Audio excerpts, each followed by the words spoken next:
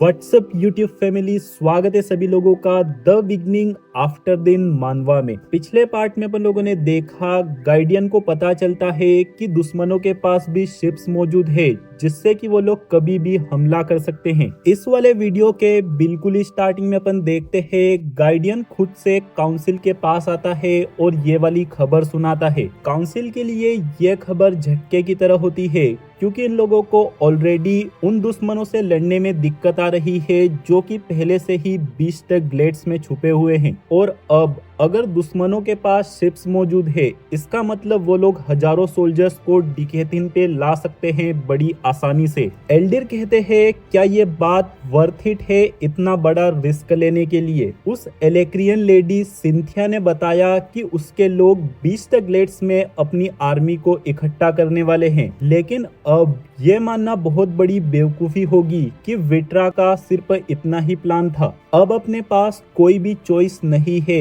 अपनी सेना को अपन लोगों को दो हिस्सों में बांटना होगा। लेकिन अपने पास एक और दिक्कत है, ड्वार्फ्स के लीडर मारे जा चुके हैं, इसी कारण से वो लोग अपना साथ नहीं दे रहे हैं। दोस्तों, ड्वार्फ्स को मनाने के लिए दोनों किंग और दोनों क्वीन ये लोग डिसाइड करते हैं कि ये लोग डार्व किंगडम में जाएंगे उन लोगों से बातचीत करने के लिए। इसी के साथ अगले सीन में अपन देखते हैं वीरियन अकेले बैठे होते हैं और काफी ज्यादा परेशान हो रहे होते हैं। वीरियन अपने मन में कहते हैं हम लोग लीडर्स की तरह बिल्कुल भी सही नहीं है क्योंकि दुश्मन हम लोगों से एक कदम आगे चल रहे हैं। तभी इतने में ही यहाँ पर टेसिया आ जाती है जिसे कि वीरियन ने ही बुलाया होता है। वीरियन एक क्रिस्टल की मदद से टेसिया के सामने एक वीडियो प्ले कर देते हैं जिसके अंदर दिखाया जाता है बीस्ट ग्लेड्स में जो वॉर चल रही है उसका सीन। ये वीडियो 5 दिन पुराना होता है।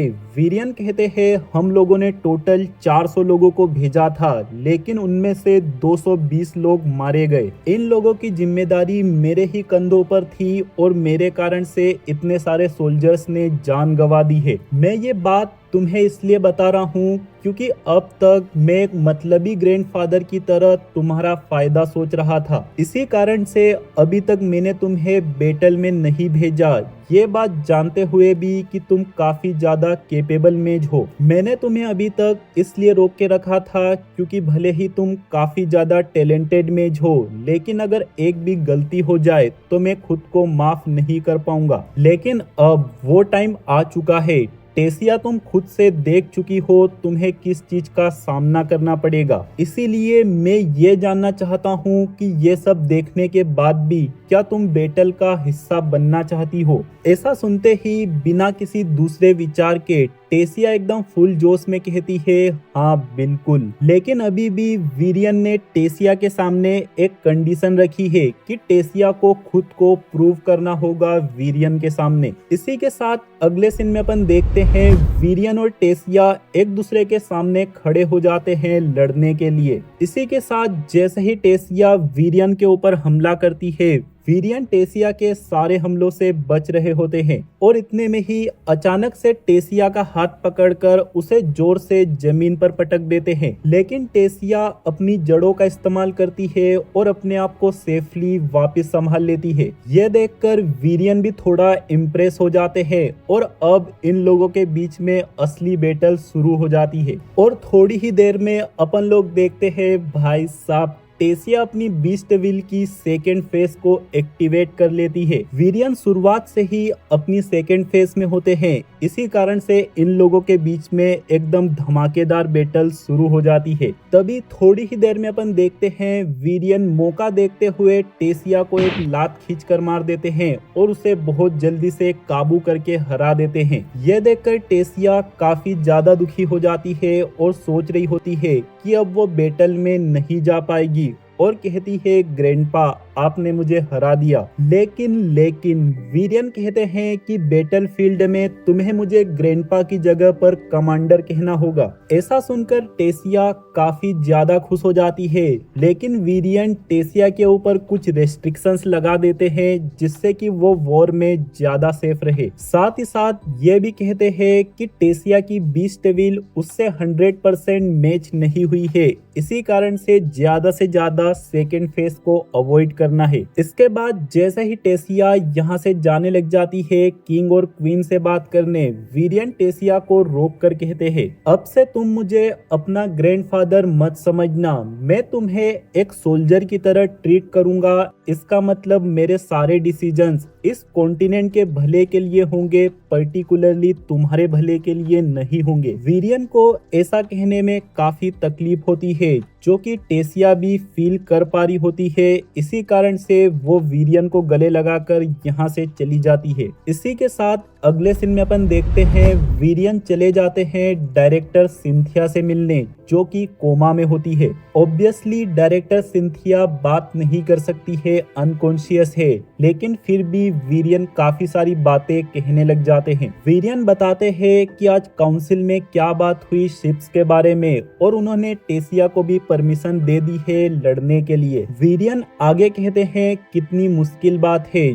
जो काम करने के लिए मैं पीछे हट गया था मुझे वही करना पड़ रहा है, और वो भी बड़े स्केल पर। मैं कितना बुरा आदमी हूँ जो कि ये चाहता था कि मैं शांति से अपनी ग्रैंड डॉटर को बड़ा होते देख सकूं, लेकिन अब मुझे इस वॉर को लीड करनी पड़ रही है, और जितने भी लांसेस और गिल्ड लीडर्स है सब कुछ ही मेरे पीछे हैं। काउंसिल भी अपनी साइड से बेस्ट दे रही है और अच्छा काम कर रही है, लेकिन आखिर में वो लोग मुझसे ही ऑर्डर लेते हैं, क्योंकि एल्डिर ने अकेला मुझे ही फिट लीडर घोषित कर दिया है सभी लोगों के लिए। मैं ये किसी भी हालत में नहीं चाहता कि अपने बच्चों और ग्रैंड डॉटर से ज्यादा जी पाऊं। दोस्तों, ये सब कहते हुए वीरियन बहुत ही ज्यादा इमोशनल और डल फील कर रहे होते हैं, लेकिन फिर भी वो अपनी बात कंटिन्यू करते हैं। इन सब के अलावा मैं तुमसे भी माफी नहीं मांग पाया, मुझे इस बात की अच्छे से फीलिंग आ गई थी, और इस बारे में तुम भी जानती थी कि लॉर्ड एल्डिर तुम्हारे कर्ज को पूरी तरीके से नहीं हटा पाए थे। इसके बावजूद भी तुमने इंफॉर्मेशन को रिवील करी और तुम्हारी ऐसी हालत हो गई। सिर्फ इस वॉर में अच्छा रिजल्ट पाने के लिए तुम्हारे साथ जो हुआ है वो मैंने होने दिया। इसी के साथ दोस्तों अपन एक बहुत पुराने सीन में देखते हैं कि डायरेक्टर सिंथिया और वीरियन बहुत ही ज्यादा पुराने दोस्त हैं। वीरियन आगे कहते हैं अभी भी कुछ लोग हो सकते हैं जो कि तुम्हें स्पाई मानते हैं, लेकिन मुझे तुम पर पूरा भरोसा है कि तुमने खुद के और हमारे लोगों के बीच में हम लोगों को चुना है। मैं तुम्हें बताना चाहता हूँ कि असली वॉर बहुत जल्द शुरू होने वाली है, इसीलिए कुछ टाइम तक मैं यहाँ पर नहीं आ पाऊंगा, लेकिन मैं ये वादा करता हूँ जब ये वॉर खत्म हो जाएगी, भले ही मुझे कुछ भी करना पड़े, लेकिन मैं तुम्हें सही करके रहूंगा। वीरियन के इतना कहते ही ये सैड मोमेंट खत्म हो जाता है और सीन शिफ्ट होता है टेसिया के ऊपर। टेसिया फिलहाल में एक टीम के साथ एक डंजन में होती है, जहां पर वो कई सारे माना बीस्ट को मार रही होती है। टेसिया की टीम में 3 बंदे और होते हैं जो कि टेसिया की ही एज के लग रहे होते हैं। यहाँ पर ये माना बीस्ट लगातार ही बढ़ते जा रहे होते हैं, इसी कारण से ये चारों बंदे डिसाइड करते हैं थोड़ा पीछे हटने का। जैसे ये चारों बंदे एक सेफ जगह पर हो जाते हैं, टेसिया अपनी जड़ों का इस्तेमाल करती है और एक बार में ही इन सभी माना बीस्ट को जकड़ लेती है। साथ ही साथ यहाँ पर एक स्टेनार्ड नाम का बंदा होता है जिसे कि ऑर्डर देती है एक पावरफुल अटैक करने के लिए। स्टेनार्ड ऐसा ही करता है और अपने गन जैसे वेपन की मदद से एक मोस्ट पावरफुल हमला लॉन्च कर देता है, जिससे कि ये सारे माना बीस्ट खत्म हो जाते हैं। टेसिया कहती है अपन को जल्द आगे बढ़ना होगा, इससे पहले कि यहाँ पर और भी माना बीस्ट इकट्ठा होने लग जाए। दोस्तों, जो ये टेसिया की टीम में 3 बंदे हैं, इनमें से एक का नाम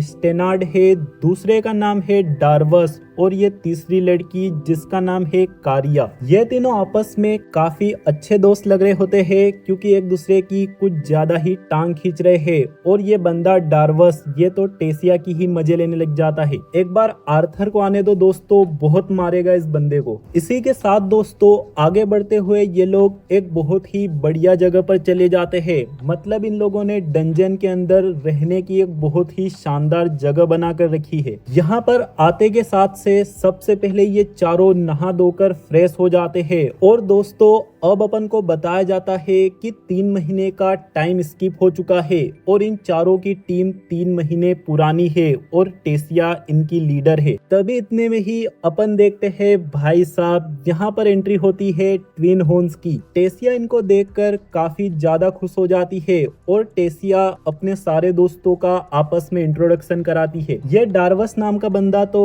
एंजिला को देखते के साथ ही उसके साथ फ्लर्ट करने लग जाता है। इसी के साथ अपन लोगों को टेसिया के इन टीममेट्स के बारे में बताया जाता है जो कि तीनों ही टैलेंटेड बंदे हैं। डार्वस फाइट करने के लिए कुल्हाड़ी का इस्तेमाल करता है और इसे लड़कियों से फ्लर्ट करने में बहुत मजा आता है। इसके बाद में कारिया गॉन्टलेट का इस्तेमाल करती है फाइट करने के लिए और जो कारिया की फैमिली है वो हमेशा ही डार्वस की फैमिली को सर्व करती आती है। लेकिन फिर भी ये दोनों काफी अच्छे दोस्त हैं और इनका डुओ काफी पावरफुल है। इसके बाद में अपन स्टेनार्ड को देखते हैं। ये बंदा डेविएंट मैजिक का इस्तेमाल करता है जो कि बीस्ट कोर्स के अंदर स्पेल्स को स्टोर रख सकता है। बाद में ये बंदा उन्हीं स्पेल्स का इस्तेमाल करता है अपनी गन्स की मदद से। इसके बाद में अपन टेसिया को देखते हैं जो कि एक एल्फ है एल्नोर किंगडम से। टेसिया हेलेन से पूछती है आखिर तुम लोग अचानक से यहाँ पर कैसे आ गए। हेलेन कहती है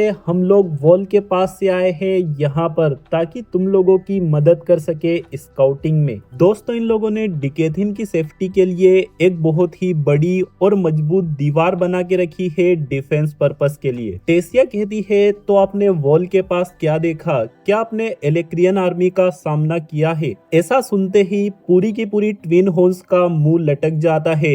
हेलेन कहती है हाँ बिल्कुल, हम वहाँ पर 4 महीने से ड्यूटी कर रहे थे। वॉल अपने लिए बेस की तरह है और जो फाइट है वो बीस्ट ग्लेड्स की बॉर्डर पर हो रही है। अपन लोगों के लिए एलेक्रिया के मेजेस मेन प्रॉब्लम नहीं है बल्कि उनके साथ वाले माना बीस्ट है। एंजिला कहती है इसीलिए हायर अप्स ने हमें यहाँ पर भेजा है क्योंकि जो इस केव का एस क्लास माना बीस्ट है वो एलेक्रियंस के कंट्रोल में है, जिसकी मदद से एलेक्रियंस उसके नीचे वाले हजारों माना बीस्ट को कंट्रोल कर सकते हैं। इसीलिए हम यहाँ पर आए हैं ताकि उस एस क्लास माना बीस्ट को ढूंढकर खत्म कर सके इससे पहले कि एलेक्रियंस उसका इस्तेमाल करे वॉर को गिराने के लिए। यूजुअली एलेक्रियंस उसी माना बीस्ट को म्यूटेंट बनाते हैं जो कि लीडर होता है, जिससे कि वो कई सारे और माना बीस्ट को कंट्रोल कर पाते हैं। जब तक ये म्यूटेंट माना बीस्ट मौजूद रहेंगे तब तक सारे माना बीस्ट उनकी ही बात मानेंगे और एलेक्रियन सोल्जर्स का साथ देंगे। ऑलरेडी दर्जनों टीम्स अलग अलग डंजन्स में भेजी गई है ताकि इन म्यूटेंट्स को खत्म कर सके।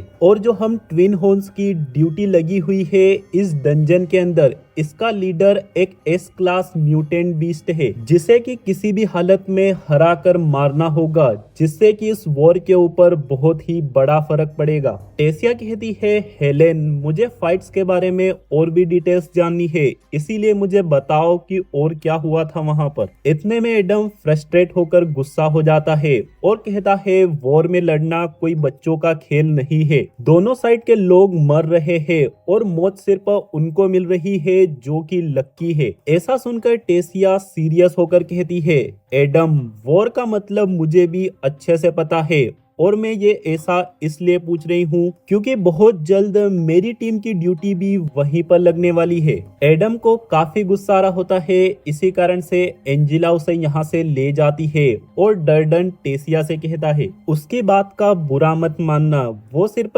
ऐसा इसलिए रिएक्ट कर रहा है ताकि तुम्हें पता ना चले। जैस्मिन कहती है तुम यहाँ पर जितने भी माना बिस्ट से लड़ रहे हो यहाँ पर मारो या मरो की सिचुएशन रहती है, लेकिन वॉर के अंदर इंफॉर्मेशन बहुत ज्यादा वैल्यूबल होती है।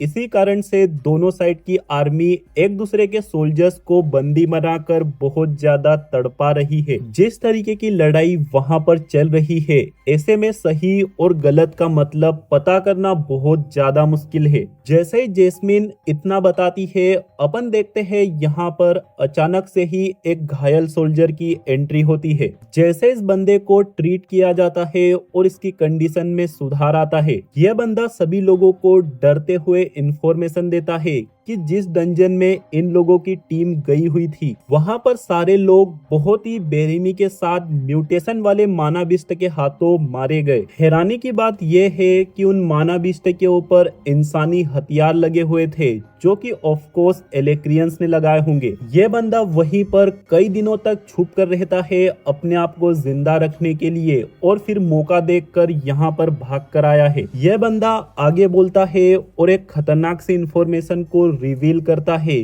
कि मैंने वहां पर एक बहुत बड़े गेट को देखा जिसे कि वो सैकड़ों मानाबिस्ट प्रोटेक्ट कर रहे थे। मेरे ख्याल से अपन लोगों ने उस जगह को ढूंढ लिया है जहां पर एस क्लास म्यूटेंट मानाबिस्ट मौजूद है। भाई साहब दोस्तों इसका मतलब समझ रहे हो, ट्विन हॉर्न्स लड़ने वाले हैं एस क्लास मानाबिस्ट और वो भी म्यूटेंट वर्जन। अपन लोगों को ऑलरेडी पता है कि एक फुद्दू से मानाबिस्ट को भी म्यूटेट करके काफी ज्यादा ताकतवर बना दिया जाता है और ये तो ऑलरेडी एस क्लास मानाबिस्ट है। दोस्तों जो ये फाइट होने वाली है ट्विन हॉर्न्स की, इसे देखने में बहुत ही ज्यादा मजा आएगा। इसीलिए सारे भाई लोग चैनल को सब्सक्राइब करके बेल आइकन को ऑल पे सिलेक्ट कर देना। मिलते हैं बहुत ही जल्द अगले वीडियो में, तब तक के लिए बाय बाय।